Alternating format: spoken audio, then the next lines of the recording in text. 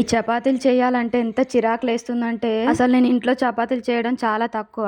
ఈ సమ్మర్ లో చపాతీలు చేయాలంటే పిచ్చి బీపీ లేస్తుంది అసలు నాకు. చెయ్యక మాత్రం తప్పదు. ఇంకా మనం తిన్నా తినకున్నా ఇంట్లో వాళ్ళకైతే ఇష్టమైన అయితే చేసి పెట్టాలి కదా. ఇంకా మా ఆయనకు అందులో చపాతీలు అంటే చాలా చాలా ఇష్టం. చేయడం మాత్రం బద్ధకం, కానీ తినడం మాత్రం ఇష్టంగా తింటా నేను కూడా. కానీ నిజం చెప్పాలంటే చపాతీలే హెల్త్ కి చాలా మంచిది కదా.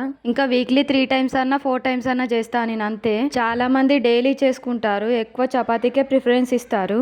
నేను మాత్రం టిఫిన్ ఐటమ్స్ ఎక్కువ చేస్తా. ఏం చేసినా అందులోకి అయితే కర్రీస్ అయితే ప్రిపేర్ చేయాలి కదా కంపల్సరీ. అదేంటో నేను ఒకటి అనుకుంటే మా ఆయన ఒకటి అనుకుంటాడు. నేను చపాతీ చేసి కర్రీస్ అన్ని ప్రిపేర్ చేసి పెడితే మళ్ళీ మా హస్బెండ్ చికెన్ తీసుకొని వచ్చాడు. నేనేం కర్రీస్ చేశానంటే గంగవాల్ కూర పప్పు అయితే ప్రిపేర్ చేశాను. ఇంకా చింతపండు పచ్చడి కూడా చేశాను. ఇంకా ఈ చింతపండు పచ్చడి అయితే టేస్ట్ చాలా చాలా బాగుంటుంది. ఇంకా చికెన్ కర్రీ చేసింది అయితే వీడియో అయితే తీయలేదు. ఇంకా నేను లాంగ్ వీడియోస్ కూడా పోస్ట్ చేస్తున్నాను, ఒకసారి నా ఛానల్లో ఉన్నాయి చూడండి. ఇంకా నా వీడియోస్ నచ్చితేనే నా ఛానల్ ని సబ్స్క్రైబ్ చేసుకోండి. ఇంకా ఈ వీడియో మీకు ఎలా అనిపించింది, నచ్చితే ఒక లైక్ ఇచ్చి సబ్స్క్రైబ్ చేసుకోండి. మళ్ళీ నెక్స్ట్ వీడియోలో కలుద్దాం. Bye bye.